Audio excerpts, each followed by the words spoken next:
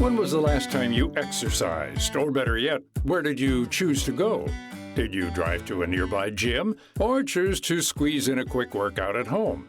These days, it seems like the exercise world is filled with infinite options, from spin bikes to smart treadmills to thousands of streamable on-demand classes. People can pick and choose what works best for them.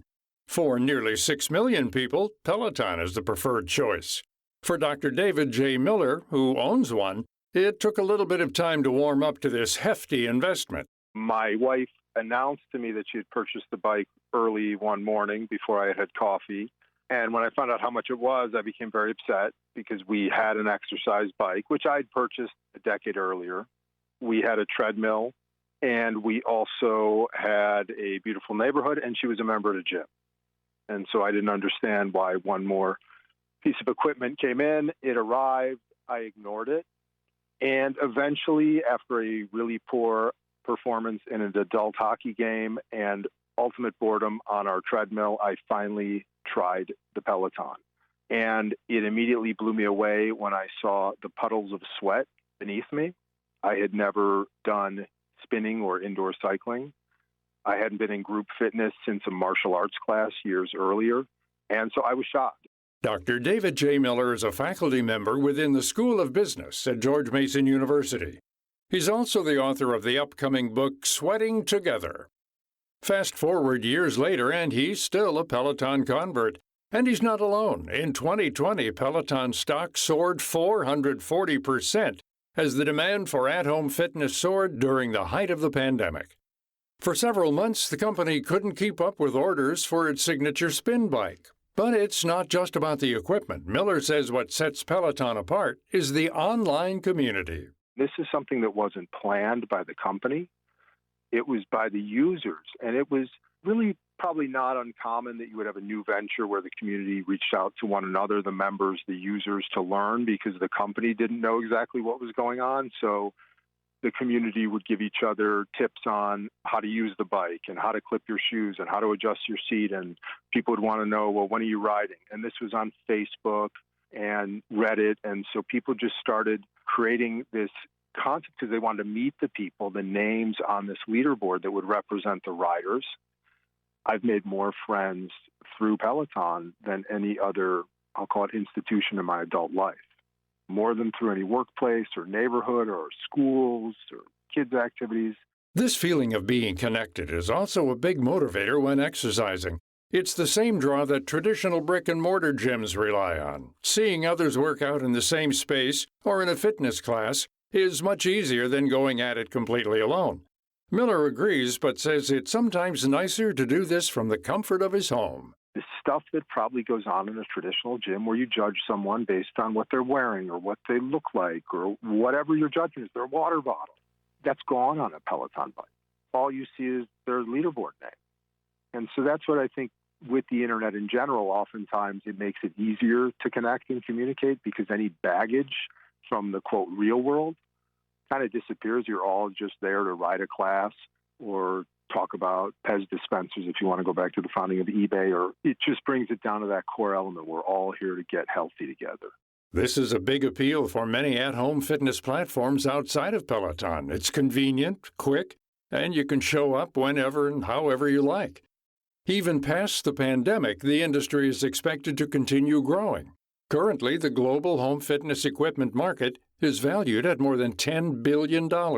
By 2028, it's set to hit $14 billion, according to market research firm Fortune Business Insights.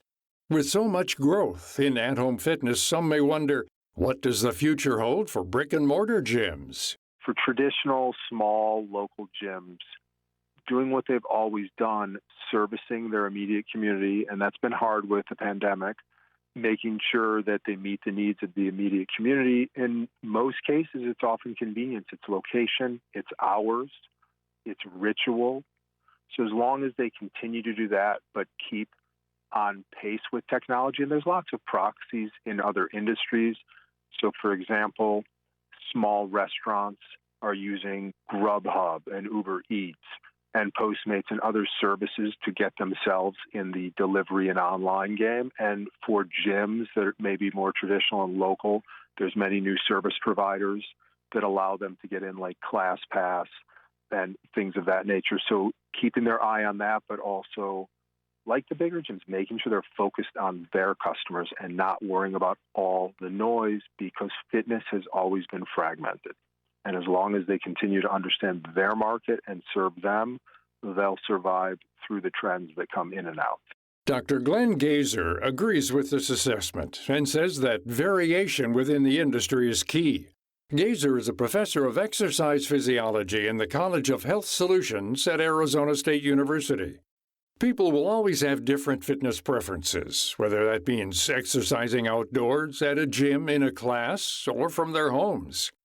The biggest focus should be making it as easy as possible for people to get moving, because right now, many Americans are falling short.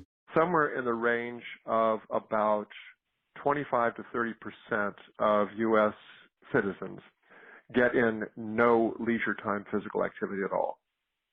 And then there is about another 25 to 30% that are insufficiently active. In other words, they get in some physical activity, but rarely meet the 150 minute per week minimum for moderate intensity activity. So now we're talking about more than half the population, somewhere between maybe 50 to 70% of the population are either inactive or insufficiently active, which means that we're left with only roughly about a third of the population that gets in regular physical activity of at least a moderate intensity. And so there's a huge percentage of the population that falls short of the physical activity recommendations. Gazer points out that even if you don't have time to squeeze in 20 to 45 minutes of exercise per day, something is better than nothing. Having more options in the fitness category just makes it more accessible for people to stay on track. Everyone's familiar with the term yo-yo dieting, that people start a diet and they can't stay with it, so they quit and they gain all their weight back. And then months later, a year later, whatever, they do it all over again. And so this term yo-yo dieting has been around for decades, but there's also a term that I refer to, it's yo-yo fitness, that people start an exercise program, they don't achieve their goals that they want, maybe they bit off a little too much, it was a little too ambitious, and then they quit.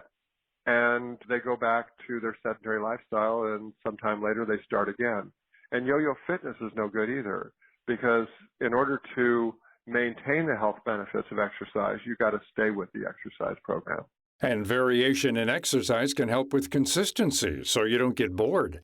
Whether you're taking a boxing class or doing yoga through YouTube, there are more exercise options and platforms out there than ever before. Miller says it's a competitive industry and one that's always evolving. When it comes to fitness, and this is historical, there traditionally is not a dominant player.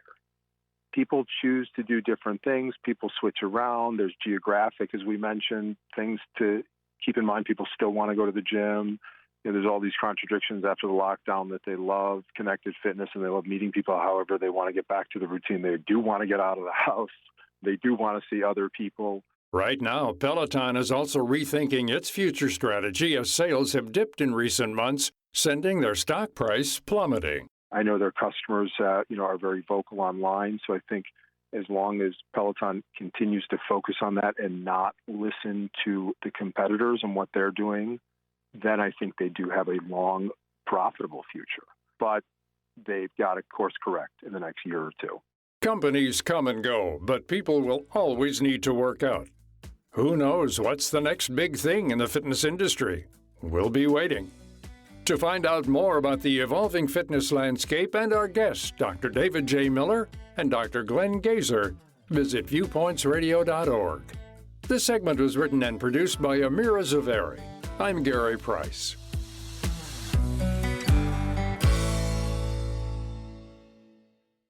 Coming up on Viewpoints.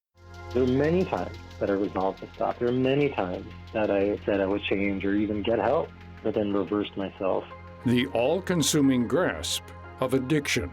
Then, a lot of the United States is very auto-oriented, So this is an area that our nation really needs to focus on if we want to get people out of those cars and into healthy, active forms of mobility. Exploring different modes of mobility. I'm Marty Peterson. And I'm Gary Price. These stories in depth on your public affairs magazine, Viewpoints.